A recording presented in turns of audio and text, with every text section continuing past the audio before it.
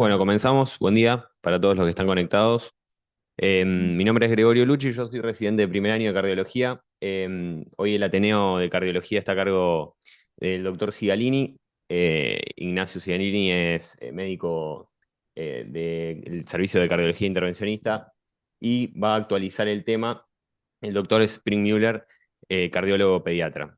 Hoy vamos a hablar de la experiencia inicial con la válvula Harmony en Argentina. Como hacemos siempre, presentamos como disparador un caso clínico. Antes, digamos, Gregorio, gracias por la presentación. El doctor Daniel Springmuller no solo es cardiólogo pediatra, tiene vasta experiencia en el tratamiento de este territorio pulmonar y bueno, en realidad es un invitado extranjero. Él trabaja en el Hospital Clínico de la Universidad Católica, en el Instituto Nacional de Tórax en Santiago de Chile, y ahora enseguida se va a conectar para poder participar de la discusión del caso clínico y después va a hacer una actualización de la temática. Así que perdón, Gregorio. ¿No? Bárbaro. Bueno, comenzamos con el caso clínico de hoy. En esta ocasión tenemos una paciente femenina de 45 años que acude a la consulta cardiológica por un cuadro de progresión de su disnea habitual de una clase funcional 2 a clase funcional 3, asociado a ortopnea y edema de miembros inferiores. Esto se da en el contexto de las últimas semanas, por lo cual decide consultar con su cardióloga de cabecera. Yendo a sus factores de riesgo, ella no tenía ningún factor de riesgo cardiovascular, antecedentes cardiovasculares, tenía una tetralogía de Fallot corregida a los 5 años de forma quirúrgica. Además, se conocía con un bloqueo completo de rama derecha y era portadora de una insuficiencia pulmonar severa. Otros antecedentes: tenía ginecobstétricos, 2 gestas con 2 cesáreas, y antecedentes traumatológicos con una osteosíntesis por fractura de tibia asociada a una fractura trimaliolar. No se conocía con alergias medicamentosas y venía medicada con espironolactona 25 miligramos día, furosemida 20 miligramos día y dapagliflozina 10 miligramos día. Un poquito sobre, digamos, su antecedente de tetralogía de Fallot corregida. Esto, si vemos la fecha de 1985, cuando ella tenía 5 años de edad, se realiza una corrección. Si, digamos, recapitulamos un poco lo que es la tetralogía de Fallot, sabemos que el acabalgamiento de la aorta genera una estenosis pulmonar con una dilatación del ventrículo derecho, y asociado a esto hay una comunicación interventricular. Básicamente lo que se hizo en ese procedimiento es el cierre de esta comunicación interventricular, y asociado a esto se hace una arteriotomía y básicamente se dilata lo que vendría a ser la arteria pulmonar para corregir esta estenosis. Esto vemos que después va a tener implicancia. Se sabe que los pacientes que son corregidos con esta cirugía, eh, entre 40 o 45 años después, justamente lo que desarrollan es la insuficiencia pulmonar. ¿Algo para acotar? No sé si quieren comentar algo. Seguimos. Bien. Bueno, en cuanto a la paciente, se presenta a la consulta el examen físico con vitales conservados, normotensa, una frecuencia cardíaca de 75 latidos por minuto, saturando 96 de aire ambiente, afebril. A nivel cardiovascular, a destacar un soplo diastólico, 2/6, a predominio en foco pulmonar. El examen abdominal es normal, sin foco motor ni sensitivo, la parte neurológica. La parte respiratoria, una buena mecánica, buena entrada bilateral de aire, sin ruidos agregados. Y además agregaba miembros inferiores, perdón, edemas, Godet, una cruz infrapatelar. Bien, este es su electro basal, digamos que ya por consultorio lo habíamos obtenido. Es un ritmo sinusal, vemos que tiene una frecuencia cardíaca de 75 latidos por minuto, un PR algo prolongado que le da para un bloqueo AB de primer grado. Tenemos un eje desviado a la derecha de 120 aproximadamente. Y básicamente el QRS está ensanchado con la imagen típica de bloqueo completo de rama derecha con trastorno secundario de la repolarización. Bueno, perfecto. Bien. Eh, Ignacio. Sí, Daniel, buen Sí, día. perdón. Buenos días a todos. Perdón por la demora en conectarme. Tuve unos pequeños problemas de conexión. Em, Quería solo hacer el comentario del bloqueo completo de cama derecha, que es algo muy típico, que lo tiene casi el 100% de los pacientes operados de Fallot.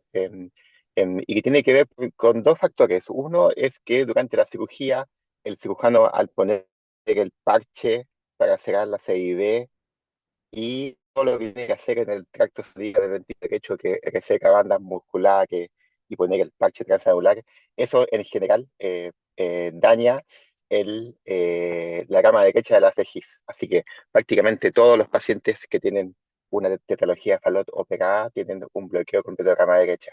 Em, y la segunda factor que se vio, ustedes conocen los papers de Gatsulis en Inglaterra, es que a medida que el ventrículo derecho se va dilatando, eso va haciendo que la depolarización del ventrículo derecho se demore más, ¿ya? Y eso es lo que va prolongando y va ensanchando el QRS, ¿ya? Y eso es lo que Gatsulis en Inglaterra, cuando los pacientes con falo operados empezaban a hacer arritmias malignas y tenían episodios de muerte súbita arrítmica.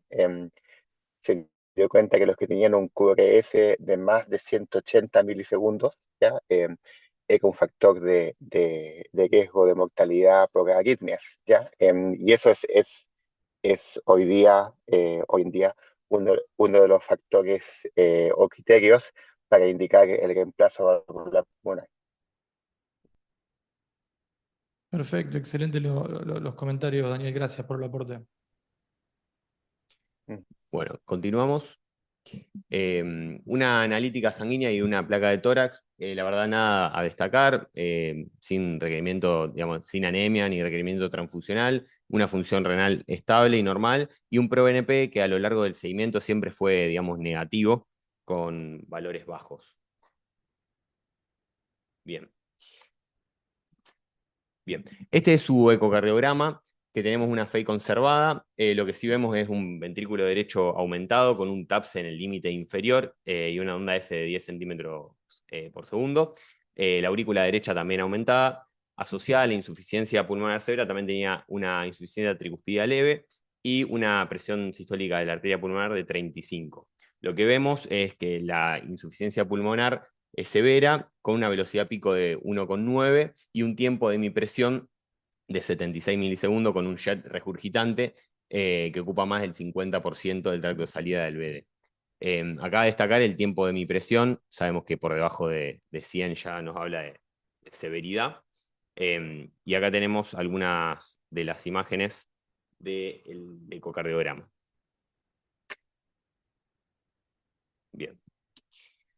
Asociado a esto se le había pedido un Holter que en contexto de que la paciente refería palpitaciones, la verdad que no tuvo hallazgos de relevancia. El Holter, bueno, el bloqueo de rama derecha que ya se conocía, siempre en todo el estudio se encontró en ritmo sinusal.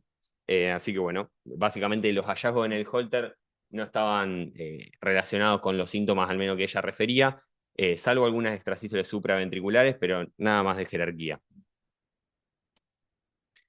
Acá sí se le realiza una resonancia. Todos estos estudios fueron a lo largo del seguimiento de la paciente que a partir de que consultó con cardióloga del staff acá de nuestra institución, fue aproximadamente entre 1 año y 1 año y medio, todos estudios se fueron pidiendo. En la resonancia cardíaca vemos un ventrículo derecho moderado, severamente dilatado, con un volumen de 130 mililitros por metro cuadrado, y tenía una dilatación aneurismática del tracto de salida del ventrículo derecho, asociada a una dilatación de la aurícula derecha de 22 centímetros cuadrados. La insuficiencia valvular pulmonar acá se informó también como severa, una fracción regurgitante del 40%, y no se evidenciaba fibrosis a nivel miocárdico. Sí, solamente se ve ahí un poco en el cuatro cámaras la dilatación del ventrículo derecho. En general, en el Fallot y la insuficiencia severa, los límites de dilatación, uno habla de 160 de diámetro del fin de diástole indexado, 160 mililitros por metro cuadrado y de sístole 80, para justificar a veces una indicación. No llegaba, pero bueno, claramente estaba dilatado, la insuficiencia era significativa y bueno, como vamos a ver después, la paciente también clínicamente ameritaba avanzar con algún tipo de procedimiento, ¿no? Acá se ve un poco las imágenes en eje corto, ese movimiento en forma de D en diástole, que es típico de la sobrecarga de volumen, del ventrículo derecho. Cuando eso es en diástole y en sístole, es sobrecarga de presión y volumen. Acá en sístole mantenía la forma, pero en diástole se aplanaba, típico de la sobrecarga aislada de volumen, ¿no? Carlos, Sí, ¿qué tal? Juan Bonelli. Le quería preguntar a Daniel, uno por ahí ve que en el Falot, en los sitios, sobre todo bueno, en Sudamérica se hace mucho la ampliación del tracto de salida al ventrículo derecho con parche, y uno ve fibrosis, y en este caso tiene un sitio disquilético con tracto de salida del BD, y uno debería ver también fibrosis en el sitio de corrección de la 6B. Me llama la atención, entonces no sé qué prevalencia encuentran ustedes de realce tardío en estos pacientes, ¿no? Los sitios de sutura y de parches.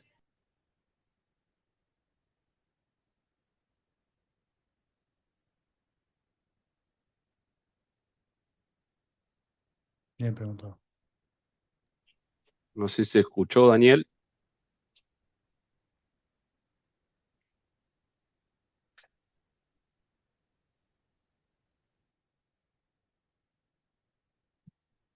Y otra cuestión, Juan, ahí la función ventricular, la fracción de eyección del ventrículo derecho, yo le había hecho la corrección por la insuficiencia pulmonar. O sea, uno hace el flujo Sí, neto de la sí. válvula en la secuencia de Q-flow, hace el flujo neto en la pulmonar dividido el volumen de fin de diástole del ventrículo derecho, porque si no te da una fracción de eyección, si vos lo haces por Simpson común, mucho más elevada, y después de la corrección cae la función ventricular y tenés esa falsa sensación de que el paciente deterioró la función ventricular. No, vos tenés que Vos sabés corregir que, la fracción de eh, eyección por la insuficiencia pulmonar. Y esa en fracción verdad, de eyección del 33% es corregida Claro.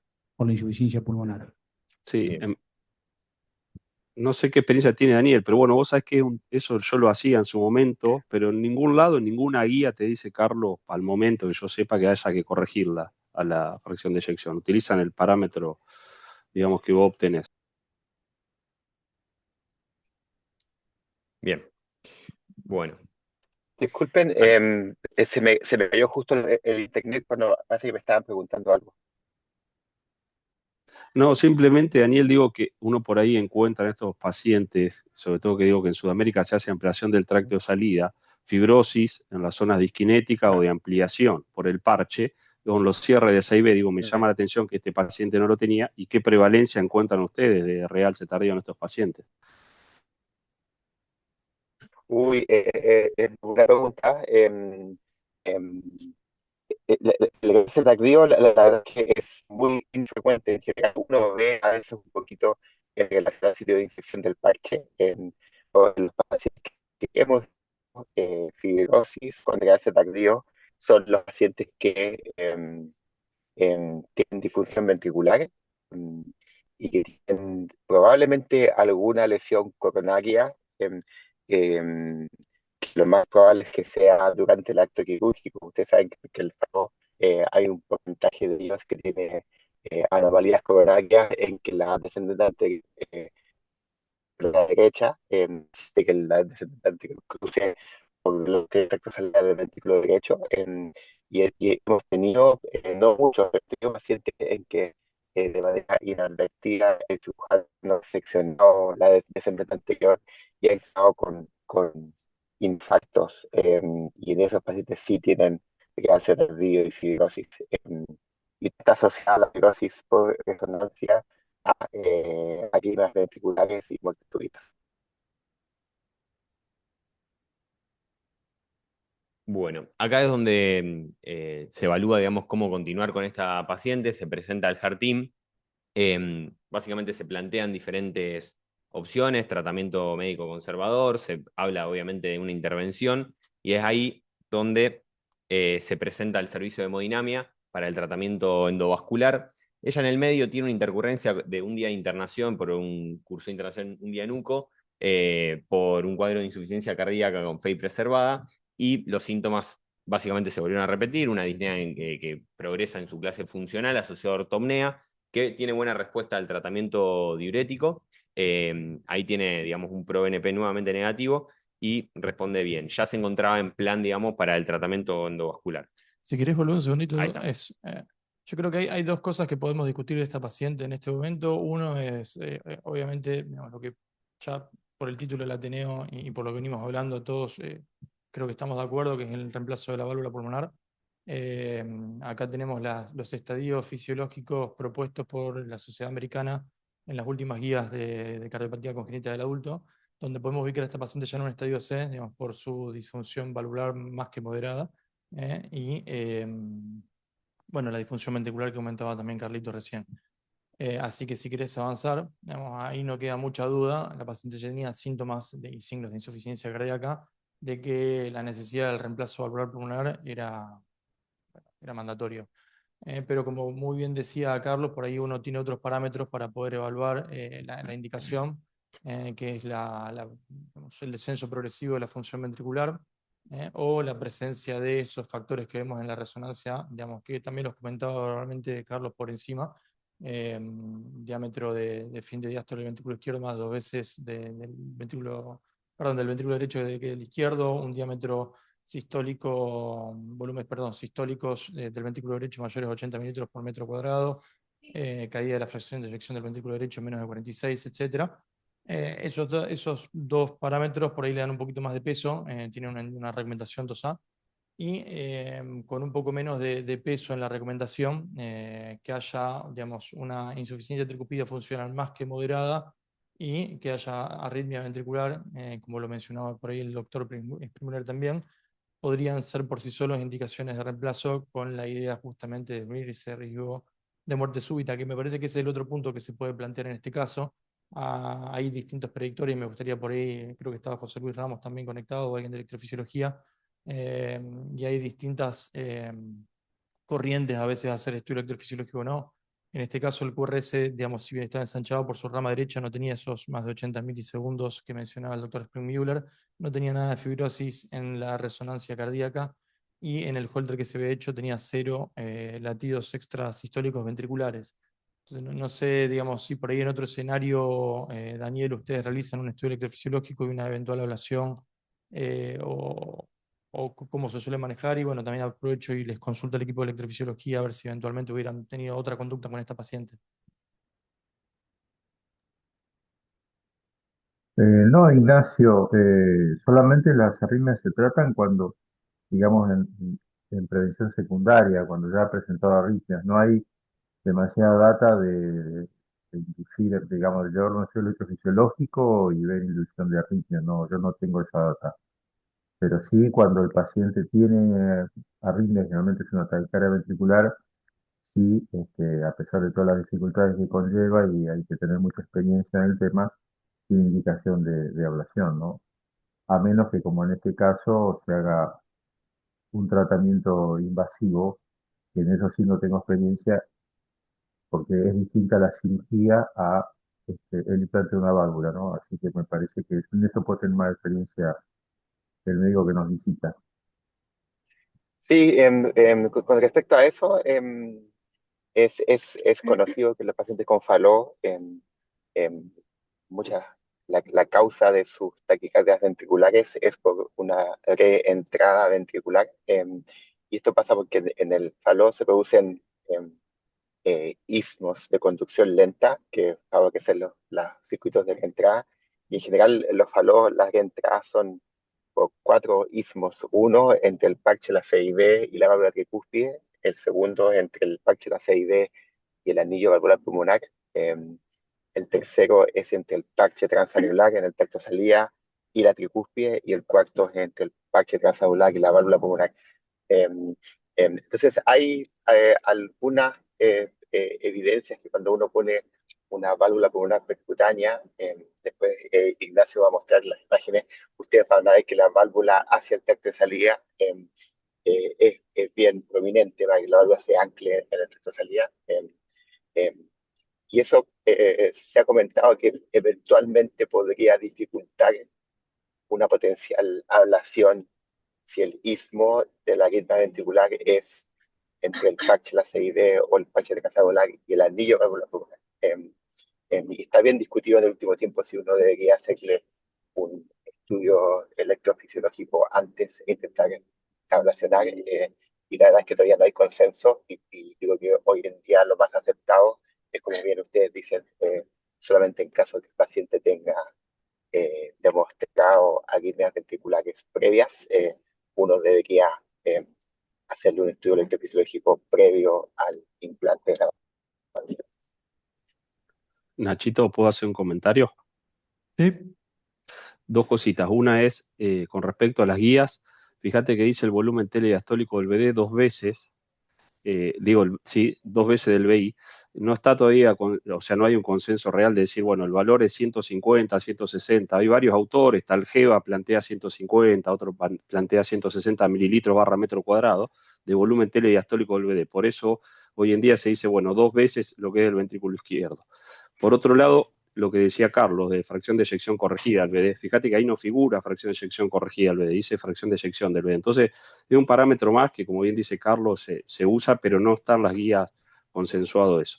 Y después, por último, comentar lo de las arritmias, que como bien dicen, fíjate que todo está en relación a los sitios de parches de corrección, o sea que ahí es donde uno debería buscar la fibrosis, ya sea en el sitio de ampliación como en el parche de la CIB. Bien, perfecto. Una vez que se presenta el servicio de hemodinamia, se plantea el tratamiento endovascular y comienzan los estudios pertinentes. En la angiotomografía lo que vemos es la presencia de kinking en los segmentos proximales de ambas arterias pulmonares. Acá se puede visualizar bien. Después se realizan reconstrucciones 3D para evaluar la anatomía y empezar a estudiar un poco acerca del implante. Lo que vemos acá es un septum bastante marcado. Esto dificulta un poco lo que sería el implante de la válvula, teniendo en cuenta que la anatomía normal debería tener, digamos, la forma un poquito más prominente en T, y acá realiza como si fuese una invaginación, entonces se dificulta a la hora de implantar la válvula. claro, a ver, no me quiero poner técnico y por ahí después Daniel les puede dar más explicaciones. Obviamente que la tomografía es mandatoria en este tipo de situaciones para poder evaluar la factibilidad del implante y ver cuál es la válvula idónea, digamos, para cada tipo de paciente. Si uno se pone a ver qué cosas tenía esta paciente que podían llegar a dificultar el implante, lo que marcaba Gregorio es en el techo de la bifurcación de la arteria pulmonar, se ve como un septum bastante prominente, que nos sacaba margen, nos sacaba espacio, porque habitualmente, como van a ver ahora el diseño de la válvula, hay una copa, digamos, en el outflow de la válvula que, digamos, puede quedar sentada justamente en esa bifurcación y ahí nos estaba restando espacio, lo que nos dejaba un límite bastante pequeño para poder hacer un implante óptimo. Y después, bueno, lo que se hace es se miden tanto en diástole como en sístole en distintos niveles del tronco de la arteria pulmonar hacia el tracto de salida del ventrículo derecho. No me quiero poner a detener con medidas, digamos, precisas ni demás. Si quieres avanzar, ¿Sí? eh, fíjense las diferencias que hay entre las longitudes también, tanto en sístole como en diástole, por eso es muy importante poder tener todo el ciclo completo para poder hacer un análisis correcto. Y si quieres avanzar, pues no tiene mucho sentido. Otra de las cuestiones que encontramos en esta tomografía, hasta 5% de los pacientes que tienen Fallot tienen también anomalías coronarias asociadas. En este caso, como se ve en la imagen de la izquierda, desde el seno coronario derecho no solo sale la coronaria derecha, sino que saliendo la del seno anterior, que en este caso tenía un recorrido prepulmonar. Se puede ver ahí la reconstrucción tridimensional que está agregada en violeta, cómo recorre hacia adelante por el tronco de la arteria pulmonar para volver a su camino. Entonces, no tanto con este tipo de dispositivos autoexpandibles, pero sobre todo se vio mucho, digamos, cuando se hacen reemplazos con válvulas balón expandibles en pacientes que tienen conducto, no que tienen el tracto de salida reparado, no sé, quirúrgicamente. El riesgo de compresión es realmente real. En este caso, más allá de que con esta válvula el riesgo de compresión era en extremo bajo, esta anomalía coronaria también nos ponía un poco de, bueno, de estar con los ojos abiertos para evitar esa complicación. Bien. Una pregunta. Juan Bonelli, vos que tenés mucha experiencia bueno, en cardiopatías congénitas y en esto en particular, uno habitualmente siempre en el Fallot trata de ver cuando hace la resonancia que no haya estenosis de las pulmonares, que a veces eso puede exacerbar la insuficiencia pulmonar. En la resonancia que yo le hice no lo había visto. ¿Vos encontrás habitualmente cuando haces la tomografía este hallazgo? Mirá, está muy interesante la pregunta, Carlos. En un comienzo, esta cirugía lo que se hacía, y probablemente Daniel lo refiera, antes se hacía el Blalock-Taussig, que era esta anastomosis subclavio pulmonar. Y en los sitios de anastomosis de la subclavia con la pulmonar, cuando se cerraba para hacer una cirugía ya definitiva, quedaban justamente con fibrosis en esos segmentos y estenosaban las ramas pulmonares. Y está muy bien, como decís, Carlos. Sí, en pacientes más de 20, 25 años uno por ahí encuentra estenosis de rama más que nada en esos sitios. Pero este paciente interesante, tiene kinking en ambas ramas pulmonares. Y otra cosa que dijo Nacho muy interesante es, recuerden que el falot, al tener la aorta cabalgando sobre el septum, se dilata y se rota. Entonces es muy normal, más que encontrar anomalías coronarias, rotación de la raíz de la aorta. Pero bueno, uno también encuentra así esas anomalías, ¿eh? Bien. Bueno, y acá, digamos, esto es muy gráfico. Fíjense que ahí está la valvulita dibujada. Hay dos tipos de medidas para esta válvula particular, que digamos, Daniel después nos va a desandar un poco más, pero para adelantarles, es la primera válvula que tiene FDA para el tratamiento de insuficiencia pulmonar con tracto de salida nativo o reparado quirúrgicamente. Y como había comentado Daniel, acá fíjense que tenemos, lo voy a marcar con el mouse, Dale. tenemos como dos segmentos que están un poco más floreados, dilatados, que son el segmento del outflow y del inflow, que estas son básicamente los agarres de la válvula. Ahora, nosotros estamos todos acostumbrados a ver lo que es la estenosis aórtica y el anclaje de las válvulas está dado principalmente por el calcio que tiene. Acá, digamos, la válvula tiene que quedar anclada, pues tiene que haber una determinada compresión tanto en la zona del outflow como el inflow. Y acá tenemos un diagrama que nos va mostrando todos los diámetros en diástole y en sístole de los distintos segmentos y compara lo que es la compresión, digamos, en estos sectores. Y la zona del medio, que es la zona del housing de la válvula, que es donde está la válvula propiamente dicho, no tiene que tener nada de compresión. Y eso es lo que hace que el riesgo de compresión coronaria en este tipo de dispositivos sea mínimo. Nunca cero en medicina es real, pero mínimo. Y acá tenemos la comparación de los diámetros mínimos, de los diámetros máximos, y fíjense la reconstrucción tridimensional, una válvula virtual, de cómo quedaría, digamos, una buena compresión. Fíjense que están salidos los frames a propósito, y nada de compresión en el sector del housing. O sea que cumplía con todos los criterios anatómicos para esta válvula en especial, que como bueno, había mencionado, es la única que tiene FDA. Así que bueno. Un comentario, Ignacio, que tú Sí, dijiste Daniel. muy bien. Eh, que le diste en el clavo en el enfrentamiento de esto, es que yo creo que esta enfermedad eh, es una enfermedad completamente diferente a la enfermedad valvular aórtica que ven ustedes en adultos. Y lo que con TAVI, porque en el fondo gran parte de los implantes de TAVI, no todos, pero la gran mayoría, son en pacientes con estenosis aórtica. Y esta válvula tiene lo particular de que es de nitinol, por tanto su fuerza radial es bajísima porque está diseñada para tratar insuficiencia pulmonar. Por lo tanto, todo lo que han comentado de zonas de estenosis y tener estenosis en la válvula, estenosis en el tronco, ciertamente no puede ser tratado por esta válvula. Así que, Perfecto, muy buen comentario.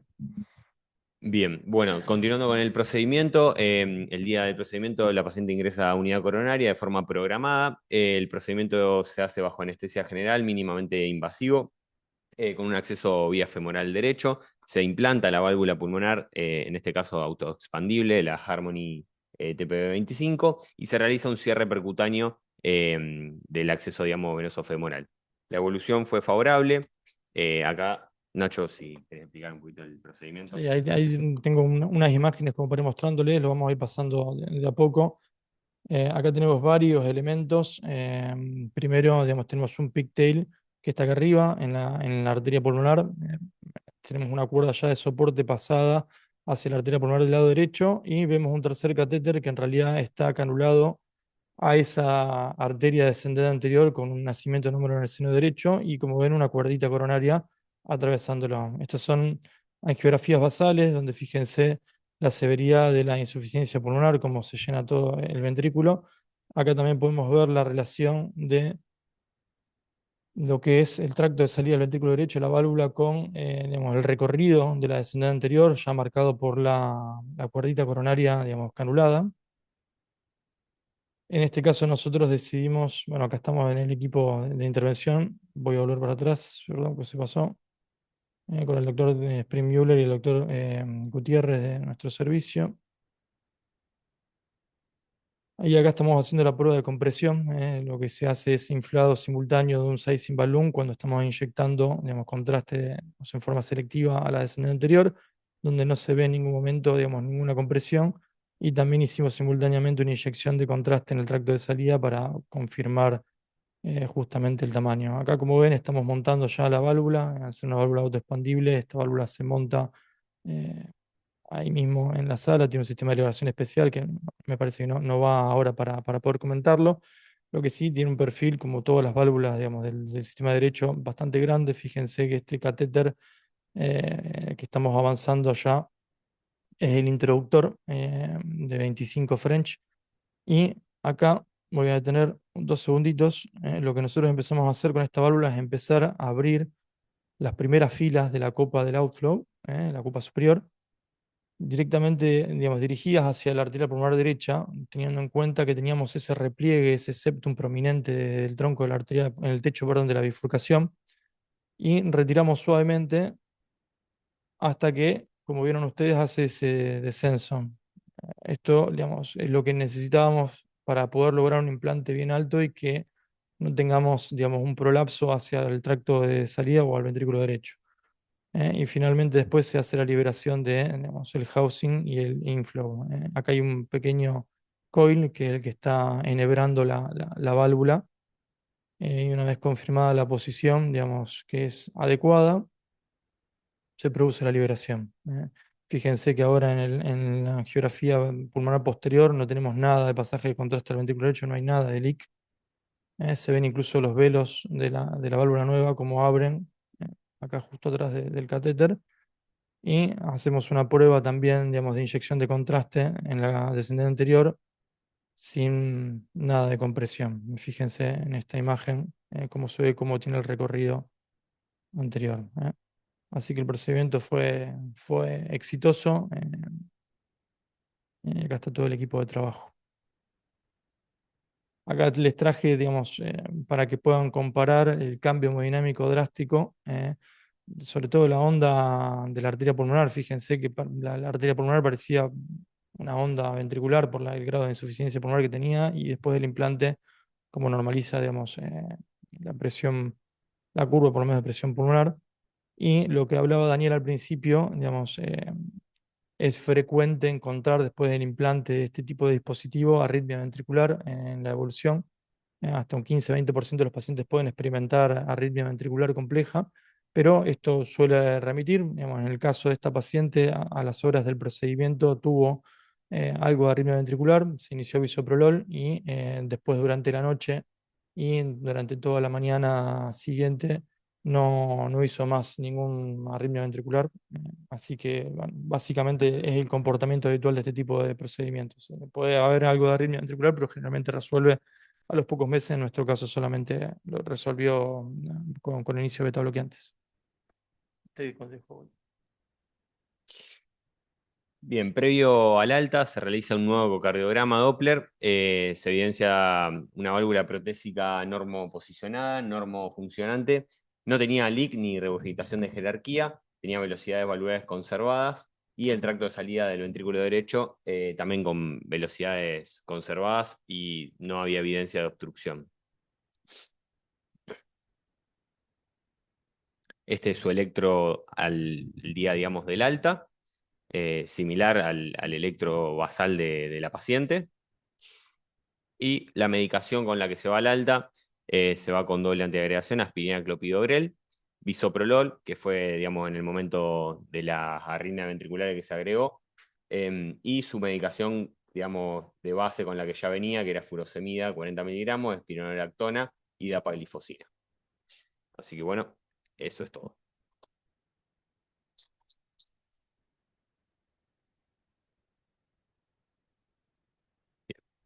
No sé si hay alguna pregunta o comentario del caso.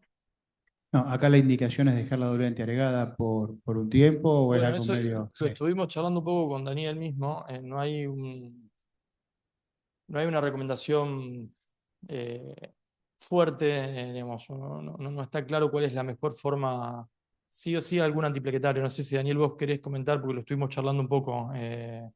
Algunos dejan antiplaquetarios simple con aspirina, por ejemplo. Algunos hacen un tiempo de doble esquema antiplaquetario con aspirina y clopidogrel. Y hay otros que incluso hacen un periodo de anticoagulación. Pero no sé, Daniel, si vos querés comentarnos un poquito más de tu experiencia. Sí, un poco la sugerencia es lo que conversamos cuando estamos allá. es aspirina de por vida. Ese es como el DESTE, ¿ya? Y eso está bien con todas las válvulas relativamente hay cierta evidencia de que eso haría que la longevidad de la válvula em, y el riesgo de que se infecte y hagan endocarditis con los otros modelos de válvula em, se reduce, ¿ya? Y le decía que el DESDE con aspirina, porque en los últimos años, y esto es también traído desde el mundo de las TAVI, se han seguido estos pacientes con angiotac de corte fino y han visto esto bien parecido al HALT y el HAM que ustedes ven en válvula aórtica. También se ha visto un par de casos en válvula pulmonar y los casos más severos se han tratado muy bien de manera eh, médica con anticoagulantes orales.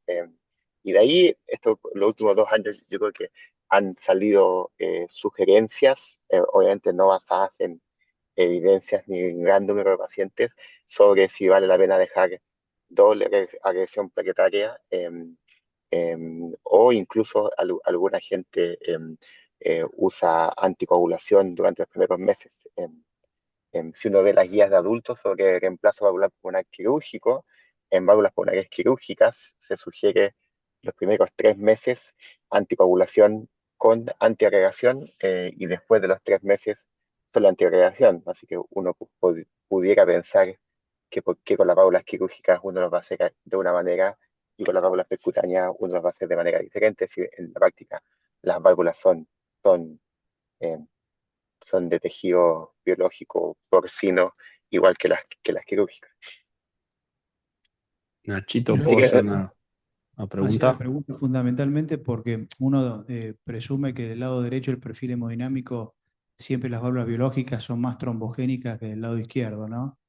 Que por lo menos eso era en la era quirúrgica o donde se hacían intervenciones quirúrgicas. Entonces uno a priori pensaría que a lo mejor en este caso así en forma empírica lo dejaría con una mayor protección, ¿no? No sé qué opinan. Extrapolando, ¿no? Extrapolando el concepto que uno tenía que habitualmente en cirugía las válvulas protésicas del lado derecho por el perfil hemodinámico eran mucho más trombogénicas, a lo mejor acá seguiría con la doble antiagregación un tiempo. No sé qué opinan, bueno, los expertos, ¿no? Bien, por lo menos nosotros vamos a hacer un tiempito. Daniel, no sé si querés, en honor al sí, tiempo, nosotros eh, en general a esa última pregunta lo que hacemos es dependiendo del paciente. Si el paciente es un paciente joven, sin ningún factor de riesgo, en general dejamos solamente aspirina. Si es un paciente ya mayor que tiene mucha difusión ventricular y como ustedes dicen, uno supone que el flujo va a ser aún más lento, en general, o agregamos un segundo antiagregante o le dejamos anticoagulante al menos los primeros 3 a 6 meses. Pero aspirina es de ahí hacia arriba lo que uno tiene que hacer. excelente, Daniel, gracias. Si querés, en función del tiempo, ¿querés empezar tu presentación?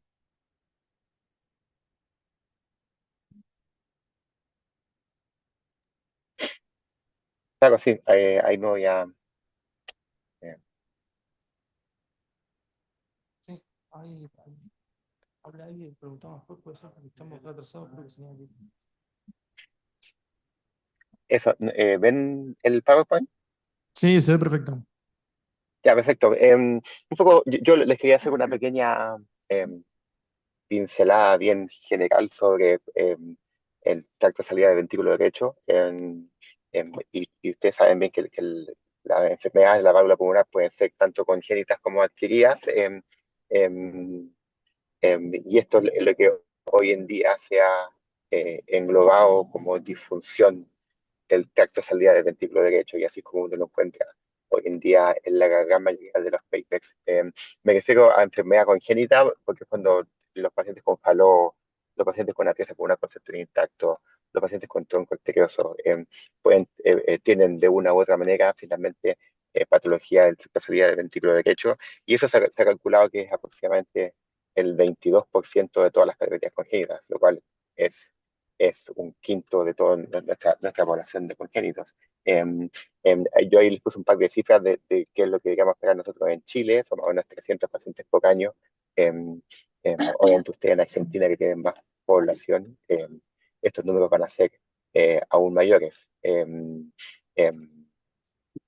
Así que en cuanto a etiologías, son principalmente congénitos y les puse adquiridos porque cuando tenemos los pacientes que tienen estenosis valvular aórtica, que por una u otra manera son sometidos a cirugía de Ross, en que se hace un autoinjerto pulmonar y el cirujano cambia la válvula pulmonar y la pone en posición aórtica.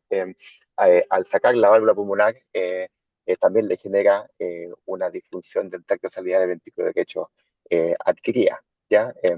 Y obviamente la enfermedad del tracto salida del ventrículo derecho puede ser insuficiencia, puede ser obstrucción o puede ser una mezcla de las dos cosas. Y obviamente por frecuencia, el prototipo de esta patología es el faló operado. Aquí una pequeña reseña histórica, que es lo que ustedes han comentado hoy en día durante la presentación. Es que el faló fue una de las primeras cirugías en que se intervino, inicialmente con cirugías paliativas, y ahí está el shunt o la fístula de Blalock Taussig en los años 40, 50. Después apareció la cirugía correctora en los años 50, y ya al menos en Chile, y por lo que tengo entendido, en Argentina ya desde los fines de los 60 y los 70 ya se han estado operando pacientes.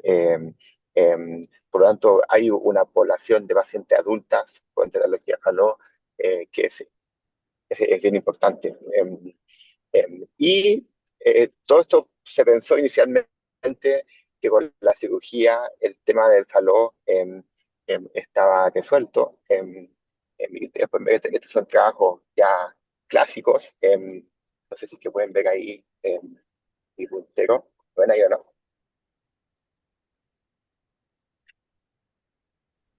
Sí, se ve muy bien. Ya. Es que en el fondo, inicialmente la sobrevida entre los pacientes operados de Fallot era bien similar a la población en general.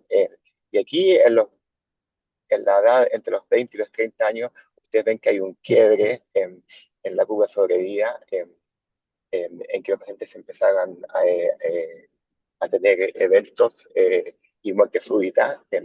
Y cuando se estudió un poco por qué era esto, ustedes pueden ver que a medida que los años pasan, van apareciendo arritmias, dentro de ellas arritmias ventriculares, que son las causas de muerte súbita. Obviamente también hay disfunción ventricular, que principalmente arritmias, ¿ya?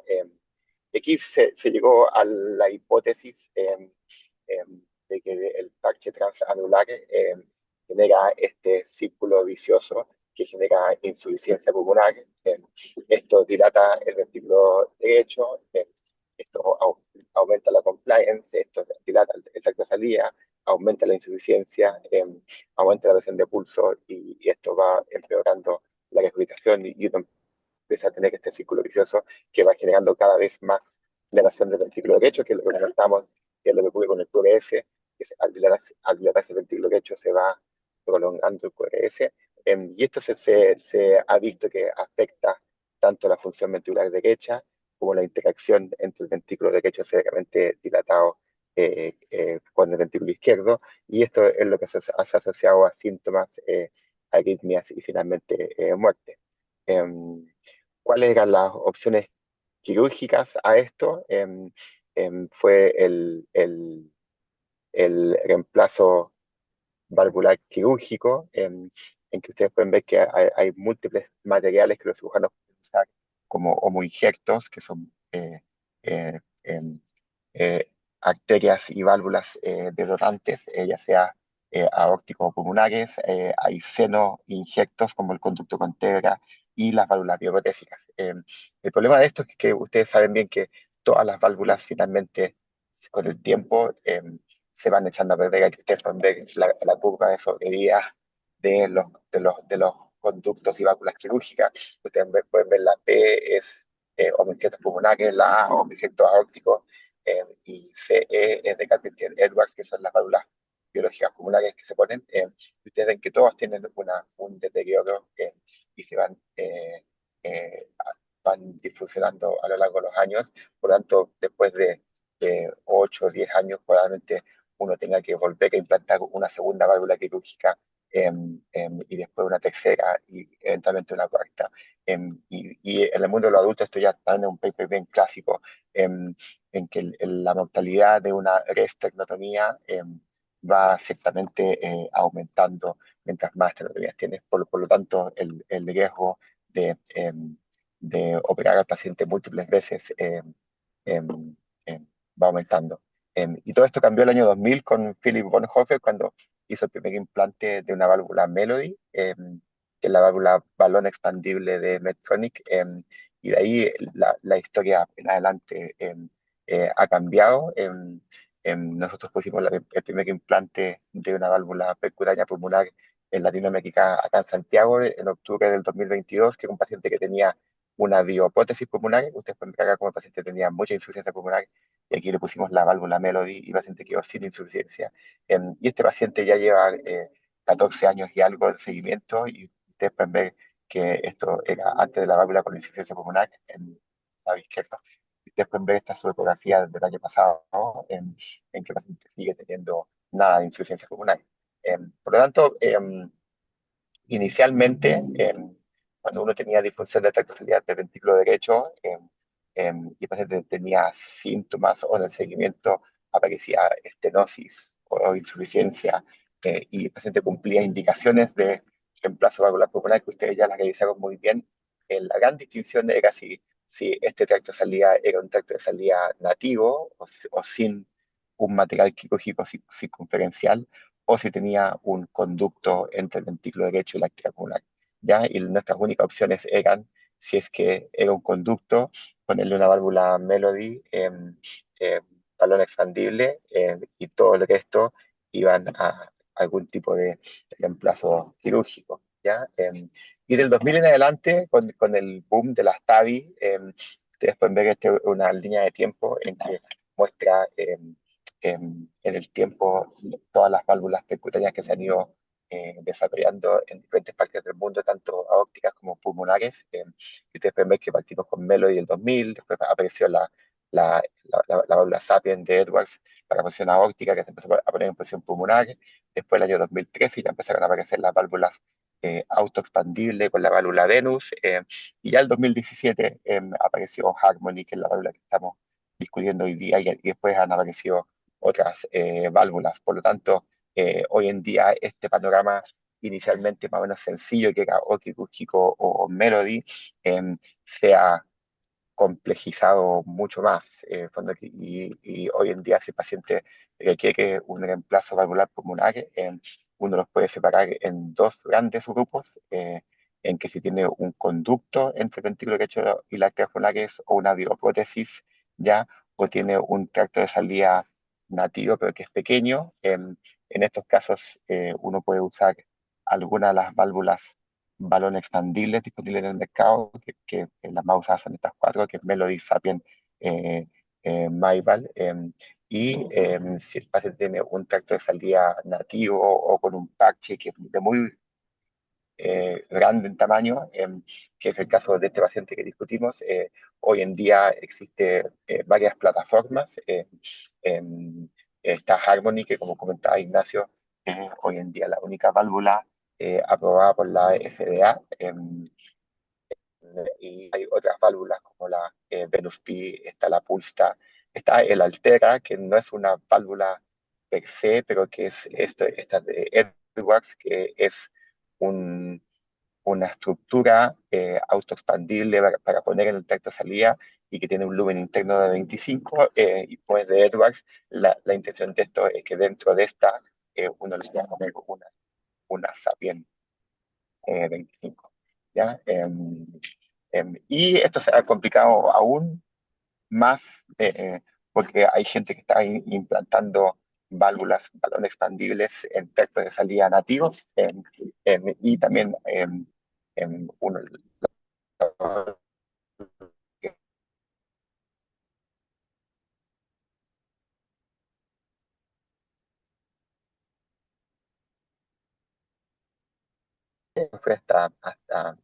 lateral del tórax, perdón, hasta diciembre del año pasado. Nosotros hemos hecho 107 reemplazos valvulares pulmonares percutáneos. Esto es un poco la distribución. Lejos, la más frecuente que hemos usado es Melody, porque fue la primera que hemos utilizado. Y en cuanto a Harmony, hasta el año pasado llevamos 10. Yo creo que lo que llevamos el año llevamos otro pacientes más con esta válvula.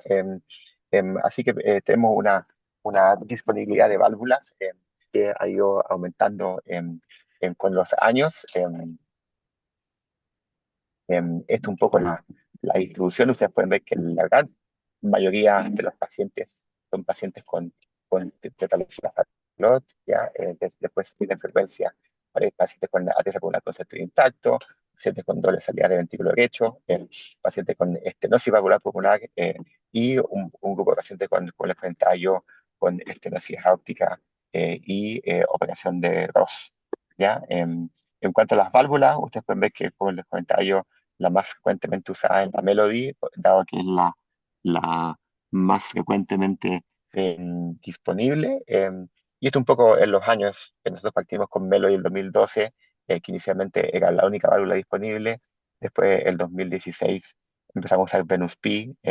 Y después de esto, ustedes ven que en los últimos años han aparecido múltiples otras válvulas que se pueden usar, ¿ya? Quizás no nos va a alcanzar el tiempo para ver las diferencias entre las diferentes válvulas. Esto es solamente un ejemplo de un paciente que tuvimos acá en el hospital del tórax para una válvula balón expandible, que este paciente tenía un reemplazo valvular aórtico mecánico y un conducto entre el ventrículo derecho y la arteria pulmonar que había sido estenteado, y dado que este conducto está comprimido entre el esternón y la válvula mecánica, tenía estenosis severa. Ustedes pueden ver que tiene un ventrículo derecho sistémico, y este paciente tuvimos que, con tal de generar fuerza radial para poder expandir el conducto, finalmente tuvimos que ponerle 10 stent uno tras otro, para finalmente lograr expandir y hacerle espacio, y finalmente implantar una válvula pulmonar balón expandible, y ustedes pueden ver que el paciente quedó con un gradiente a través de la válvula de solo 10 minutos de mercurio y una presión de ventrículo derecho casi mitad sistémico. ¿Ya? En cuanto a las válvulas autoexpandibles, esto lo comentó Ignacio y durante la discusión del caso. Hay una de las complejidades del tracto de salida nativo, son todos estos factores que yo les puse acá. Hay diferentes morfologías, hay diferentes curvaturas. A uno le encantaría que esto sea bien parecido a la aorta, que son estructuras relativamente circunferenciales. Ustedes pueden ver que hay troncos que son francamente elípticos. Está esto que comentaba Ignacio sobre el septum o el techo de la bifurcación. Esto no es un septum verdadero, sino que más que nada es un pliegue en que uno lo puede tener en T, como este ejemplo de acá, o lo puede tener en Y, con un septum más o menos profundo, aquí un poco profundo y aquí un septum muy profundo hacia el tronco de la arteria pulmonar. Y obviamente hay pacientes que tienen stents y eso aún complica más el implante de válvulas pulmonares percutáneas, ¿ya? Y lo otro, el comentario que ustedes hacían de que además de los factores anatómicos, el tracto de salida del ventrículo derecho es muy dinámico y se elonga en sístole y se dilata en sístole. Entonces, por las medidas, por eso que las medidas que mostró Ignacio del reporte de Medtronic están hechas tanto en sístole como en diástole, porque pueden variar de manera importante. Aquí un breve comentario de las válvulas autoexpandibles, que hoy en día las que están disponibles en Argentina son Venus P, Harmony y Pulsta. Em, la principal diferencia entre estas válvulas son básicamente de tres. Uno, son los diámetros de las válvulas. Venus tiene diámetros de la válvula que va desde 16 hasta 36, por lo tanto, y tienen diferentes longitudes, 25 y 30 minutos de longitud. Por lo tanto, si uno tiene todo el stock de válvulas, hay 22 válvulas disponibles en diferentes tamaños de diámetros y longitudes. La válvula Pulsta, que va desde el 18, subiendo de 2 en 2 hasta el 32, y también en dos longitudes, por lo tanto hay múltiples eh, medidas. Y Harmony, que tiene una de las gracias que en Harmony es básicamente dos medidas, o 22 milímetros o 25 milímetros, ¿ya? ¿Y cuál es la lógica de esto? Es porque Medtronic ha apuntado a tener solamente una o dos válvulas, la 25 principalmente, em, en que la porción central de la válvula quede en 25 y que la válvula se afirme, o el sistema de anclaje de la válvula sea en sus extremos, ¿ya? Entonces, esto es lo que se refiere acá, el último punto en el mecanismo de anclaje, en que la Venus Pi asume de que toda la válvula va a quedar en contacto con el tercio salida, el tronco y la bifurcación. En cambio, la válvula Harmony tiene estas zonas de selle, que es el inflow y el outflow. La válvula tiene que afirmarse en esta porción y en esta porción de acá, y como ustedes pueden ver, lo que uno busca incluso, y a veces se ve en las tomografías de control o en la ecografía, es que la porción central, a donde está la válvula, no queda adherida a las paredes. Y finalmente, Pulsta, que es una válvula que tiene un diseño un poquito diferente, que es más tubular, lo que busca es acomodarse en todo el tronco de la arteria pulmonar, ¿ya?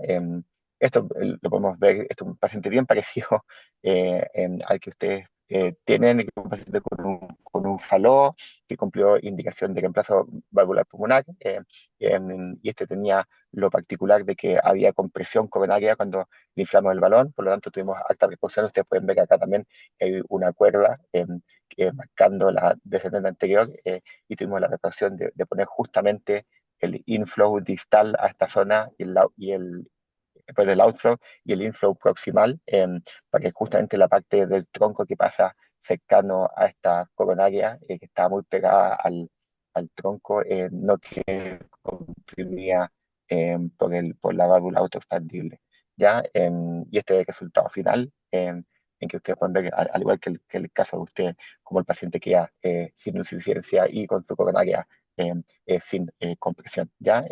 Esto es un comentario que es bien interesante. Gran parte de estos pacientes, y nuestra experiencia en Chile, con más de 100 pacientes, gran parte de estos pacientes tienen en algún momento en su primer día postoperatorio molestias en el tórax y un poco de dolor precordial. Por lo tanto, mi sugerencia y la de muchos otros expertos en el mundo es que siempre que uno ponga una de estas válvulas antes de salir del pabellón, es bueno para uno, para poder dormir tranquilo esa noche, hacerle una inyección en las coronarias, porque si después el paciente se queja de dolor al pecho, todas estas válvulas distienden el tracto de salida del ventrículo derecho, pueden generar molestia, y estar seguro de que este dolor al pecho no es por isquemia coronaria, ¿ya? Así que el mensaje quizás final que yo les quería transmitir es que hoy en día, en 2026, hay una amplia gama de válvulas disponibles con diferentes modelos, diferentes mecanismos de anclaje, diferentes diámetros, diferentes longitudes. Por lo tanto, quizás lo más importante es que probablemente no haya ninguna válvula que uno la pueda usar universalmente en todos los escenarios clínicos, y uno debería saber usar al menos un par de modelos en cada gama, tanto valor expandible como autoexpandible, para así poder acomodarse a la anatomía particular de cada paciente. Eso era. Yo sé que estamos cortos en el tiempo, así que no les quería quitar más tiempo. No sé si tienen alguna pregunta. Ex- Una preguntita, Nacho, ¿puedo ser rápida? Excelente, Daniel. Sí, había algunas preguntas acá del público también. Sí, gracias por la presentación, Doc, y creo muy interesante también el caso. La pregunta mía era, una vez luego del procedimiento, ¿cuánto más o menos tarda el paciente en volver a su vida cotidiana y experimentar la mejoría clínica del procedimiento? Y la otra pregunta era más relacionada a largo plazo, ¿cuánto duraría más o menos la válvula? Y en el caso que haya un problema o ya haya pasado demasiado tiempo, ¿Es una válvula que permite hacer otro procedimiento por vía percutánea para solucionarlo o cuando hay un problema la única vía que queda sería quirúrgica? Sí, son excelentes preguntas. La primera pregunta, en general, los pacientes se van de alta al día siguiente. La gran mayoría de estos pacientes se van al día siguiente. Em, Hay veces cuando hay problemas con el lavado de la válvula y puede quedar un poquito de glutacaldehído, entonces pueden hacer fiebre y eso a veces puede prolongar un poco la estadía o como comentó Ignacio, la arritmia a veces la pueden prolongar un día, pero en general los pacientes se van de alta al día siguiente y pueden volver a trabajar si su trabajo no es físico y es trabajo de oficina, por ejemplo. Muchos de nuestros pacientes están trabajando de vuelta la semana siguiente. Eso en cuanto a la recuperabilidad, que perfectamente, y esto está bien demostrado, es mucho más corto que una cirugía a corazón abierto. Segundo, a tu segunda pregunta, en cuanto a la longevidad de las válvulas, claro, en fondo, Melody, que es la primera válvula que se diseñó el año 2000, ya lleva 26 años de experiencia clínica. Y hay un paper muy interesante de Alemania, del grupo de Múnich, en que ellos compararon las válvulas implantadas en su centro pulmonares por vía quirúrgica versus Melody, y le hicieron un seguimiento a 10 años, y ellos han podido demostrar de que al menos a 10 años la tasa de disfunción de la válvula es igual o un poco superior a las válvulas quirúrgicas. Por lo tanto, lo que se acepta hoy en día es que probablemente las válvulas percutáneas puedan o duran al menos el mismo tiempo que una válvula quirúrgica en posición pulmonar, que eso habitualmente el promedio es entre 8 y 10 años, ¿ya? Así que debería ser al menos 10 años. Y a tu última pregunta, ¿qué hacer una vez que esta válvula se echa a perder? Em, Al igual que en TAVI, uno puede hacer un valve-in-valve, después un valve-in-valve-in-valve.